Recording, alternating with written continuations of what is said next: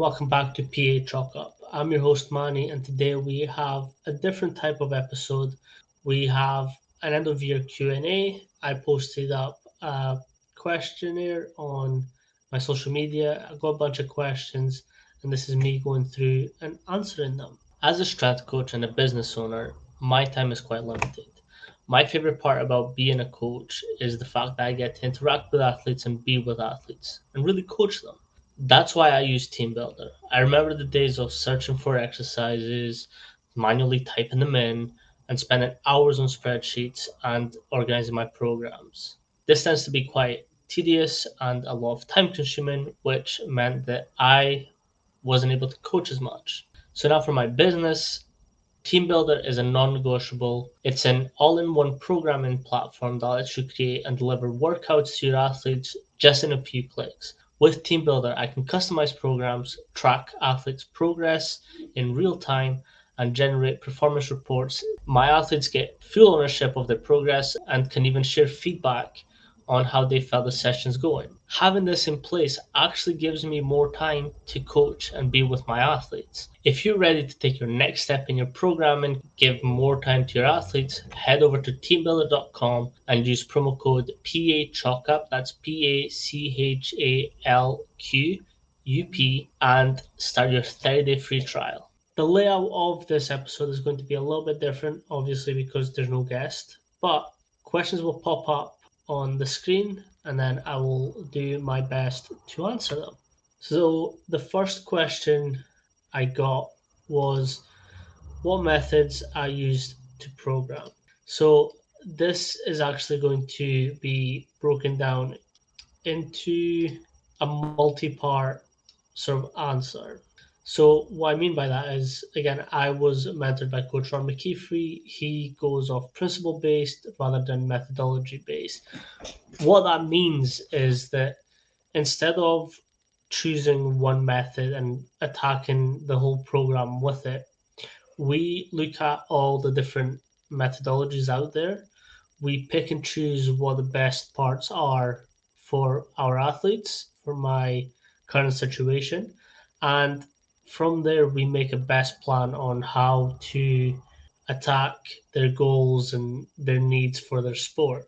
In saying this, I do go off what Thomas Newman discussed in his book Developing the Athlete, is this sort of flexible periodization where you can again have this sort of undulating periodization, but within this undulation you've got space for, say, like your French contrast, your triphasic, your conjugate, your whatever it may be. You have space to sort of see what your athlete needs and sort of base that program off them. I did a podcast with Mike Boyle and we discussed this at great length, where he sort of looks at athletes and tries and identifies different buckets that they have, whether it's speed, strength, power, endurance, whatever they have got going on in their performance. We bucket these sections off and we need to think about what best bucket we should fill to help them perform for longer and better throughout their season. So say I have an athlete that comes in super strong, but he lacks power and speed. So I'm going to make sure that his strength is always topped up, but I will raise the speed and the power to make sure that I am creating this balanced athlete. Again, the episode I did with Dr. Shushamel was amazing because he discussed this sort of bell curve like programming methodology where you look at your athlete's season, you look at their current needs, and depending on where they sit within this curve is where they should go with the programming. So, for example, if we have someone that's just came out of injury, we're probably going to need to do some sort of triphasic where we're looking at isometrics, we're looking at eccentrics, we're looking at building that tendon stress. As they progress, we then go on to say like conjugate. As they get into their sport, we're sort of at the end of that bell curve and we're looking at French contrast. This is a very simplified method. If you want to get a full picture of what Tim said, go check that episode out. But it's sort of this great example of where they sit within this curve is where you should pick these principles from. Now, this is also then broken down into pre, during, and post season. Pre-season, you're going to need to build up a lot of resilience. Again, seasons are won in the preseason. What I mean by that is the more load you can stress them with, the more adaptations you can sort of achieve within this period, the better that they are going to be on season. Coach AJ has a great example where he looks at preseason as building an athlete's armor. So each week of the preseason, you sort of build onto this armor and build onto this armor. By the time that they get in season, you are aiming to maintain. Now, the way that he explained it is you should look at an athlete and the armor that you built. Each game, you're drinking one whole armor line off, and our job within that season is to at least maintain or rebuild that line so that they can go through their whole season injury free and maintain a healthy body throughout. Now, again, I'm talking non contact injuries. Obviously, as soon as contact comes in, that's a little bit different because you can't control those. You can't prevent those. You can mitigate some of the onsets of it, but you can't prevent it. Non contact, you can sort of prepare a little bit more for, and this is what this sort of maintaining armor is like trying to achieve. Again, another point that I've just touched on is the load management aspect of in season. Now, I did a podcast with Steph Mock of Grubs now, and we got in depth about load management. Now, there's this conception now that load management should be low because we need to avoid burnout. But before we sort of really get into that and what it means for during the season, even preseason, postseason, we first of need to define it. So, load management in sports involves adjusting training volume, intensity, frequency, and duration to enhance performance, prevent injuries, and avoid overtraining. Now, the connotations with this sentence are negative. So, it's essentially saying we need to reduce everything that we're doing so that our athletes stay healthy, prevent injuries, avoid overtraining, whatever else. But load management has two systems. You do have the decrease, but you also have the increase. Now, a great example of this is when we're talking about athletes who are predominantly on the bench, they need to make sure that they are introduced to enough stimulus as the rest of the team that are playing. So, for example, if we talk about your main athlete gets injured, your backup needs to meet the same loads, the same sort of parameters that their counterparts are currently doing, right? So, by introducing the same loads with everyone, it ensures that when you're in this sort of injury part of your season where everyone's getting injured, you have players that can step in and perform just as good as the main players. When we're talking about preparing, we need to chase enough stimulus for their hardest game, and that usually entails taking them to the dark side. Now, Coach AJ is a beast when it comes to talking about the dark side. He puts it very, very clear and well. Your athletes need to experience this dark side so that when everything is going wrong in their game, everything is the hardest. They're playing the hardest opponents. They're done. They're fatigued. They're tired. Everything is going to shit. You still need those athletes to be able to come out and say, no, like I'm backing myself up. I have got this. Let's fucking go, because they have done the training. They have put in the time, the work to ensure that they are ready and they can perform at that level.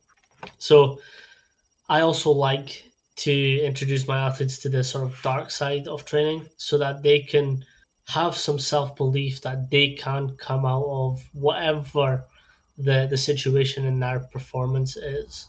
Now, during season, you sort of have to balance these loads so that, again, tying in the flexible periodization, the undulating method, you want to look at their easiest weeks are their hardest games, and their hardest weeks are their easiest games.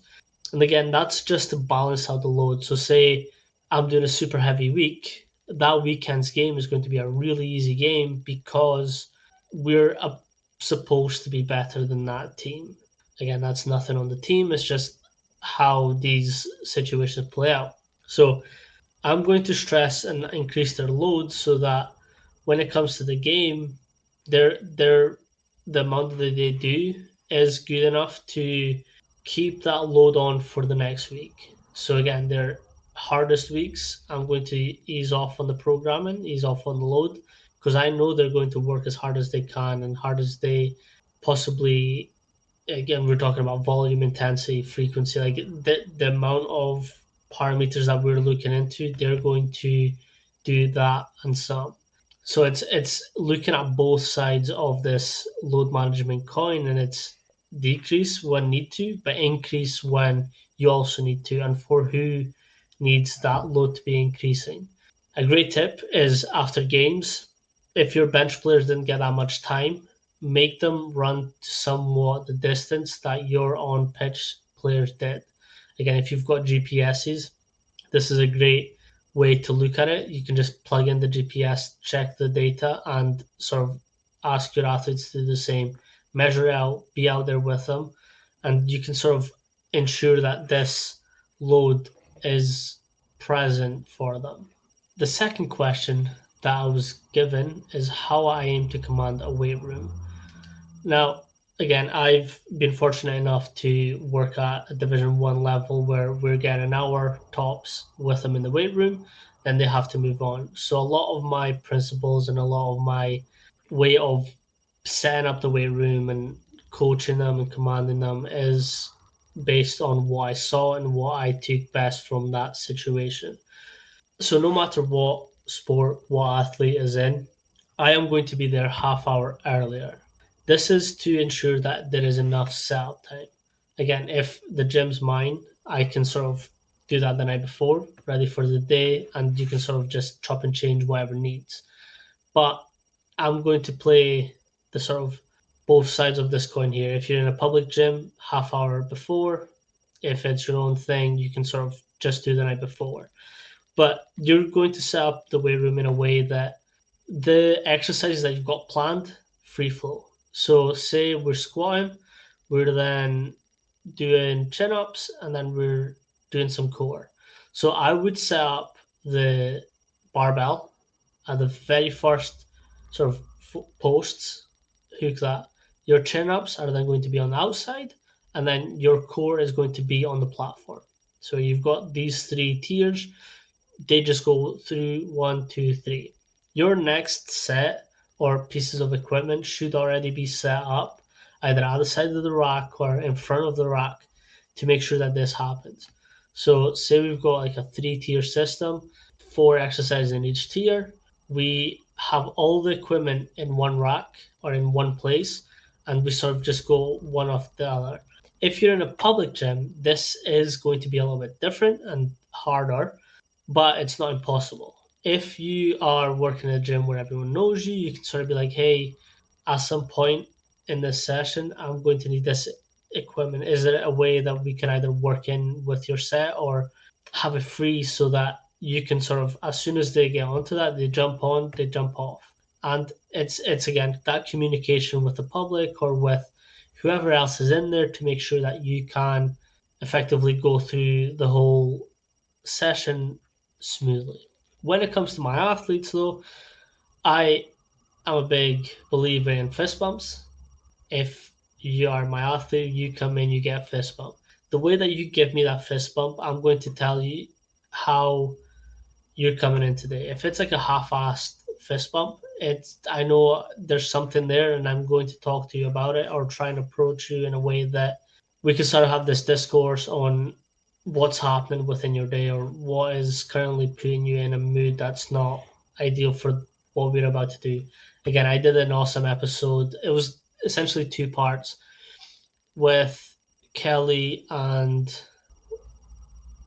with Kelly, and we then did one with Brandon Shu, and we sort of discussed this dimmer type situation where you're going to try and match your athlete's energy, how they come in, and bring it to a level that you want. So if they're coming in super hype, you're going to again amp that and just sort of go off it.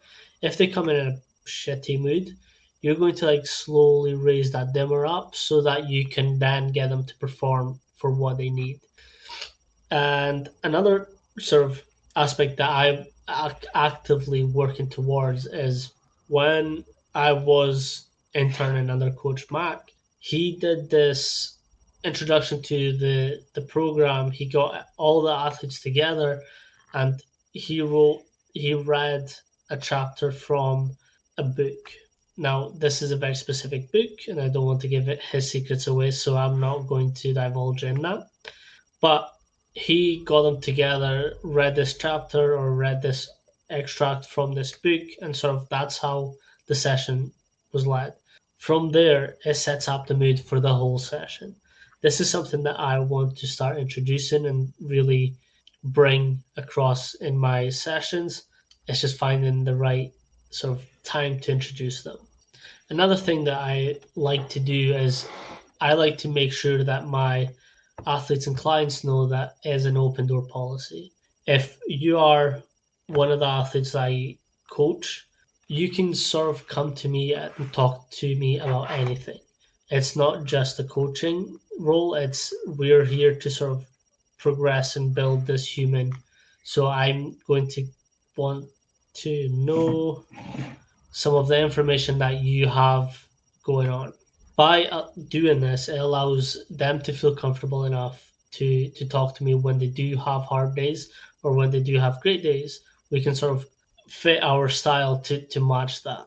Another aspect is when they come to me and approach me with an interest or a hobby that they have, I'm going to take time out of my day to then research into it so that when they talk to me about it, I can be as excited for them in this specific thing. So, for example, if one of your athletes is really into wood burning or kindling or any hobby that they might have, I'm going to do some research on it so that when they come to me and talk to me about it, we can sort of bounce off each other and I can talk to them and at least know what they're talking about. Again, I view Command of the Weight Room as how I shape the experience of my athletes to perform better and have longevity in their sport. So for me, I don't look at commanding, I look at leading and coaching the person that's in front of me. Again, awesome podcast I did with Coach Ray Zingler, and we sort of discussed that our athletes, our role is to sort of build humans. What I mean by that is give them the tools needed that if for some reason they don't end up at a pro level or getting paid for what they do and they have to work, they have the skills to be able to thrive and be just as good at that, if not better. So the third question I got is how I balance work, social media, life, training, family, and sleep. Now, there is obviously a lot to this question, and I'm going to try my best to answer it as thoroughly as possible. So, I will pick work to start off with. I am fortunate enough to also work with TeamBuildr, who is a sponsor of this podcast, and they are amazing at every sort of element of programming as possible. But more on that later. I also obviously run my own business, run my podcast, and again, I've got a million and one different hands on different pies. So, how do I manage this work that I am fortunate enough to do? The short answer is it is very hard. There is times that I overbook myself, and sometimes I'm running a little bit too thin on time for my own things and my own like training, life and family, sleep, social media. Like there's times that I have to cut something short or find different ways of finishing that task in different sort of ways. So I am actively trying to get better at the work life balance. So I can't say that I have any sort of real tips. What I can say is that when I'm looking at my day, I usually like to block time things. And again, allocating times to different tasks that I have. Sometimes it can go over, sometimes it can be shorter. So it's trying to find this balance of how long this task needs and how long I have to actually complete it. I also look at like if it's urgent, important, or if it's urgent but not important, if it's important but not urgent, and if I can delegate any of these tasks, I will try and do that. So for me, it's more of just identifying what needs done, what's the most important thing that needs done, blocking off that time, and then from there I can sort of finish these tasks. I'm also a big to-doer, so although I have this, I always have a to-do list and things keep getting added on and sometimes I'm not able to complete it. What I will say about not completing is sometimes you can't complete your whole to-do list. And I struggle with this a lot and I'm honest about it. Don't beat yourself up too much because you also have the next day. Training. Balancing training is hard, especially when sort of clients are coming in and I have an episode to film and TeamBuildr and I'm away on a conference or there's something happening. So for me, I actually find it easier to train when I'm at conferences. There's a gym there and I can sort of just go in and do this session wholeheartedly. What gets harder is when I'm back home and again I'm getting pulled in a million and one different ways, like work, family life, and just everything else that goes on. Sometimes I'm having to cut into my training time. And one of my goals for 2025 is to make sure that I allocate an hour to working out. I work out for that hour and nothing is interrupting that 1 hour. This is something that I'm actively trying to do in 2025. I will try different ways to sort of get myself accountable for that. Again, posting is a really good way of doing this. So I'm thinking of just posting my workouts and making sure that I have something either daily or weekly that will prove to people and to myself that I did do a workout that day. Life and family, that one is hard because I am someone that cares deeply for my life and my family. And I'm not always able to be as present as I want. And this is something that me and my fiance always talk about. And it's this thing where my head right now is I need to work as hard as I can so that in the future my family and I can be set and we can sort of spend more time with my kids and my fiance, who will at that point be my wife. So it's how I think, but I also forget to be present in this moment. And this is something again that I'm actively working on is being able to set time aside for my family and life where it's always I'm always on the go and there's always so much going on that I don't always have the chance to. So it's again, I'm trying to set up this time where weekends are for me and my fiance, and we do life together at that point. And during the week, I have my work hours. Weekend is just solely me and her and our dog. That's right there. Sleep. Now, this is a hard one because I do suffer from insomnia. I'm currently struggling to go back to sleep and stay asleep for long. I'll wake up in hour intervals. So again, I'm not going to bullshit here and say that I take XXX supplements and do this, do this, do this. I have tried them and they don't always help. So again, it's trying to find the right method for you that works.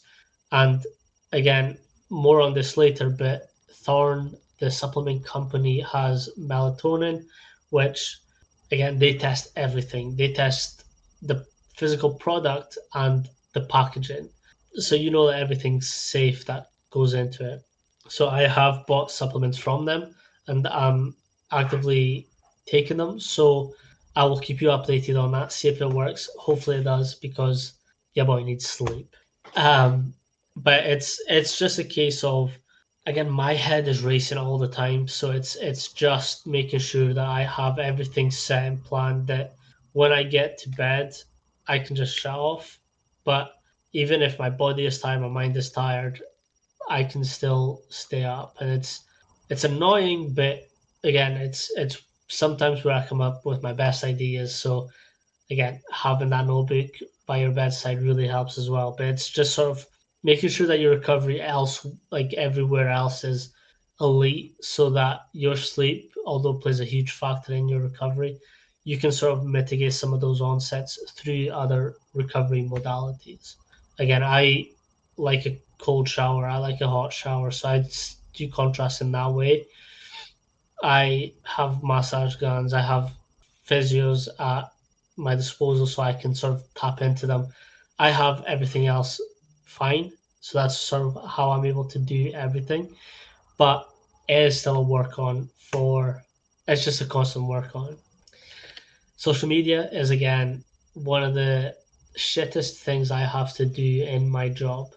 I personally don't like social media, but I'm in a space where I have to use it, and I have to constantly be active on it to make sure that everything sort of grows and is on pace with everything that I want to do for this year and next.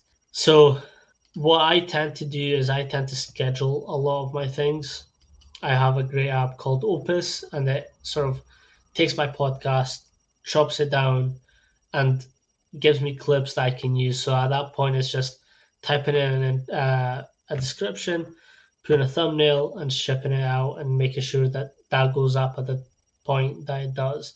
When it comes to social media posts, like single posts, again, everything is scheduled. I just make sure that everything is tagged and everything is ready. And as soon as it goes out, that's live. I put it on my story, and it just goes out. I also use Canva, and that's been a blessing. So what happens is Canva has these templates. I input my branding, my imagery, everything that sort of my brand is, and I type in the information. From there, I can also just schedule it from Canva, and that's it. Like it is, it's very time consuming, but having these two apps really does help with giving myself more time back, if that makes sense. Fourth question that I was given is, if I could give one piece of advice to a new coach, what would it be? Now, this is a question that I ask every guest on the podcast. And like many other coaches, my biggest advice is look for the right mentor for you and where you want to be in the future. There's no point chasing logos, there's no point chasing names. If you want to be a specific coach, you have to seek the help from the coaches that are already doing it.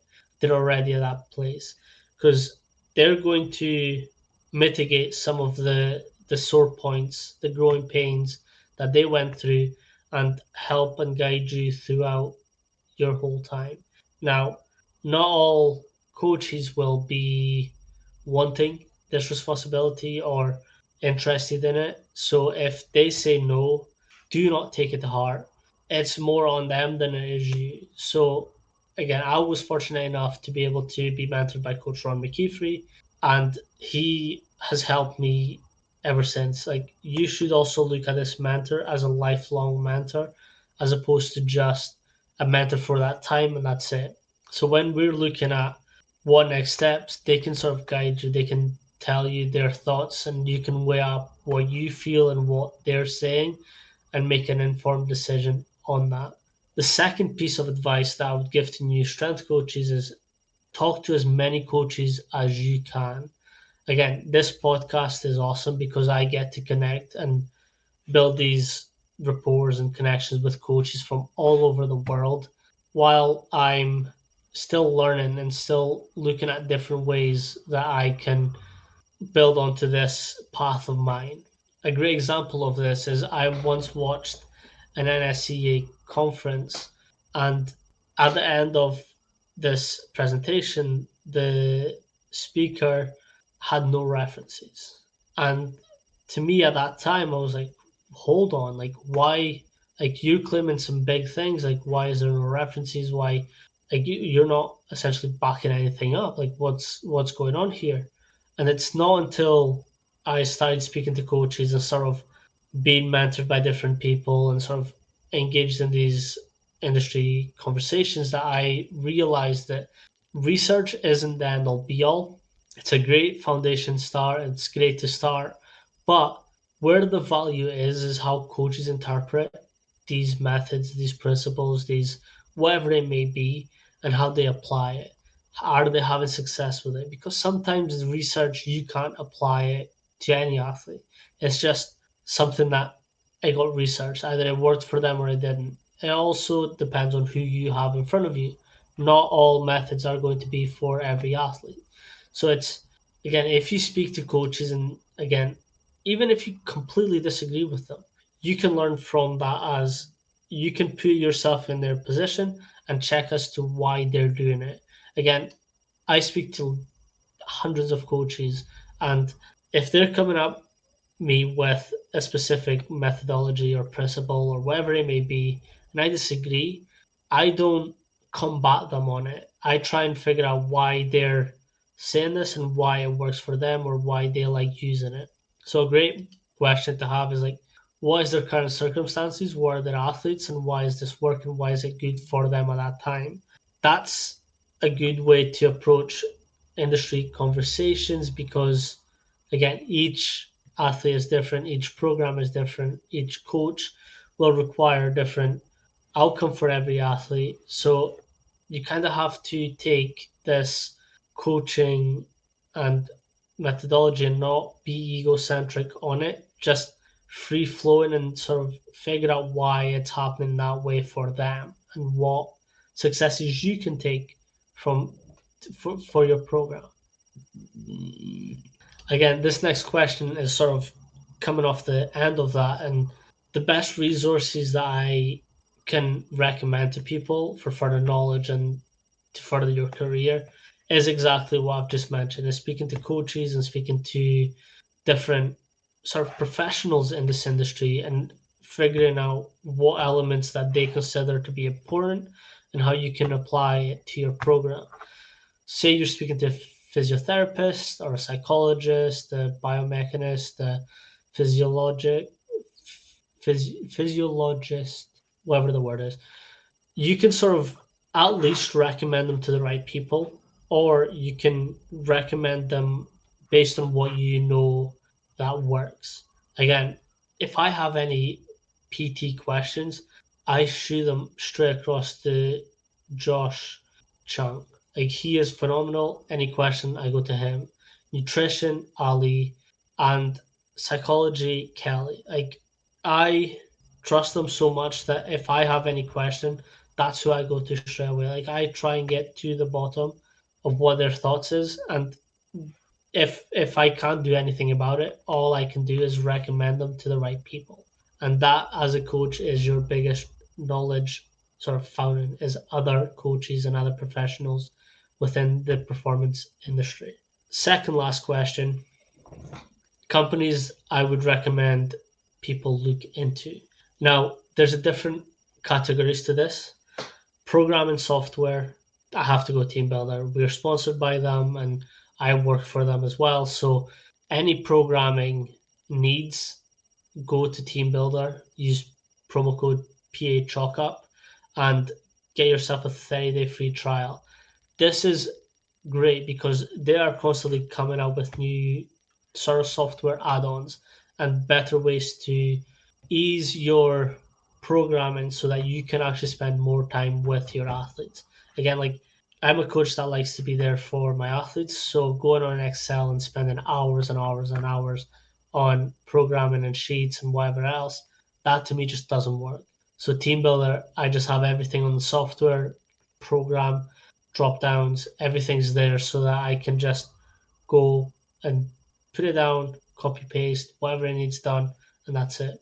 VBT, there's two companies that I would recommend if you're in a high end position where you can actually spend some money on VBTs. I would definitely go Perch. They're phenomenal. They sponsor the podcast, so I also have to give them a big shout out. The way that they work, they also do jump performance. They do like body, like without barbell, bar pass. They do everything. So they are a great one if you've got some money to spend, and they are the golden standard. My second VBT is Output Sports. I have personally not bought a device, but I have used them in the past, and I really like their custom testing phases. So like you can create tests and sort of figure out what you want to do and test and make sure that they hold the platform where you can actually do this with. I kind of touched on it, but two companies that are really good for their jump performance is Hockey Dynamics and Plyomat. I have two Plyomats right there, and I honestly love them because they're easy, they're quick. Again, if you've got specific things that you need to test, Hockey Dynamic all the way. If you need to be quick about it and test a lot of athletes, Plyomat is perfect. They're accurate. There was a study done by Springfield College.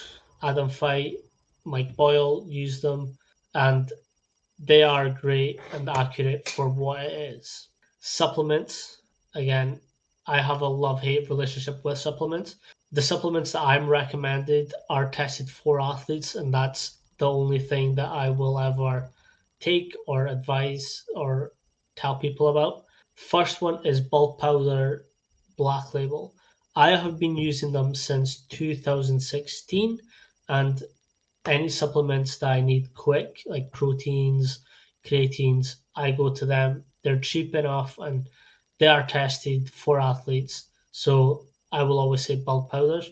I kind of mentioned them before. Thorn Supplements is a new company that I'm trialing out, and I've actually ordered their electrolytes and melatonin, like I mentioned before, and that's a company that I'm sort of looking actively into.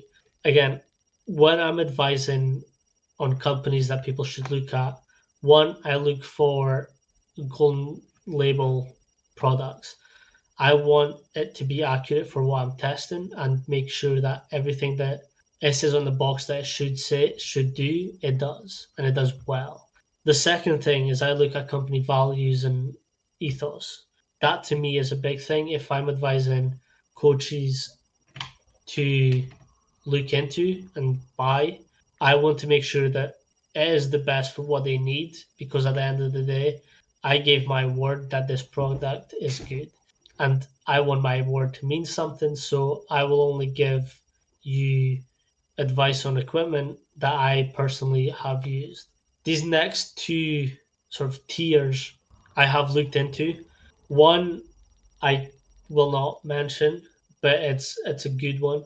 But I don't particularly like the company values and what they do, so I'm not going to mention them.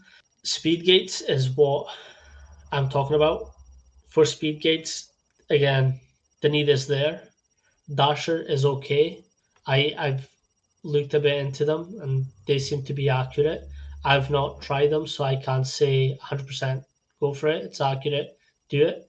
But they're at least a good company, and I have spoken to the founder, and I like their company ethos. I don't particularly know what the equipment is like because I've never tested it. GPS units, I will always go Stat Sports.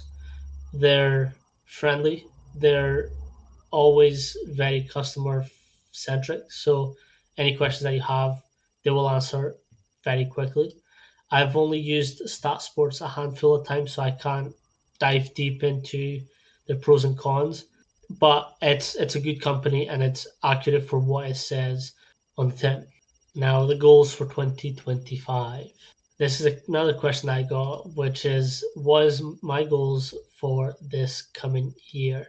Again, I'm wanting to expand this business, and coaching being at the forefront of what I do. I want to spend more time with my athletes and coaching and really being active in this coaching role.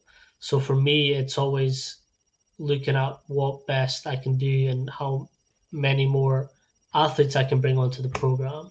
I'm also obviously very interested in keeping on building this podcast and sort of where else I can go. My main focus is to always connect the whole industry. So I'm actively looking for coaches all over the world to come by and spend an hour with me and talk about programs and wherever else. So again, my expansion is always to speak to more coaches.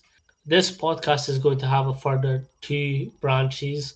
One is coming out in January, so at the weekend that this episode releases should be the first episode of PA Chalk Up the Breakdown. And because I'm fortunate enough to go to conferences, I get to speak to the speakers of these conferences. So what I've done is I've taken them aside for 10 to 30 minutes, discussed their presentation in depth, and sort of see where else you can go from their presentation, like the practical application of their presentation. The second branch, I can't talk about it yet. It is very exciting, and there's a bit of traveling, so it's again how I manage my time. My time will significantly be reduced because of it, but it's fun, it's exciting. Not been done in this industry before, so look out for it. It will be out soon. Okay, I lied. There's one potential branch coming up as well that I'm excited to look for to talk about. I can't talk about it yet because it's not started nor has it fully sort of been spoken about properly, but it will be fantastic when it comes out. It's again bringing that practical application into what we do. I will also be aiming to put on more events that coaches can learn from. There is again, I always look for the twist, the something that's not been done before. So my coaching education in 2025, I am hoping that it goes into more in person and more specialized for what we can actively do in this industry. So everything that coaching that I put out coaching education wise will have an element of professionalism. There's practical in there. There's things that we can take into the real world and have real value for what we do. I look for these high value situations. So anything that I put out is going to be in that realm. Again, I'm conscious that these things take time. So I'm not going to say specific times just yet, but look out for it. There will be more this year. Now, we've finished, we've done. One more thing, strength and conditioning coach of the year in PA Chalk Up. I have to announce this because it's something that I want to start. And the 2024 coach of the year goes to Thomas Newman. He broke every metric that I had previously set, and it's still climbing. It's still doing the numbers. So, big shout out to Tom. This was a great episode, and again, we spent 3 hours. So the fact that it's still the highest and the most watched and the most liked is wild because me and him just spoke for 3 hours, and that was it was one of those that I didn't know what was going to happen because it was 3 hours, but it's ended up being the number one episode of the year. So if you've enjoyed this episode, leave a comment. Let me know your thoughts and feelings on what I discussed, if my tips were handy, if you're looking to put them in place, or different ways that you do things that I might not be doing. If you know a better way, let me know down below as well. And yeah, peace.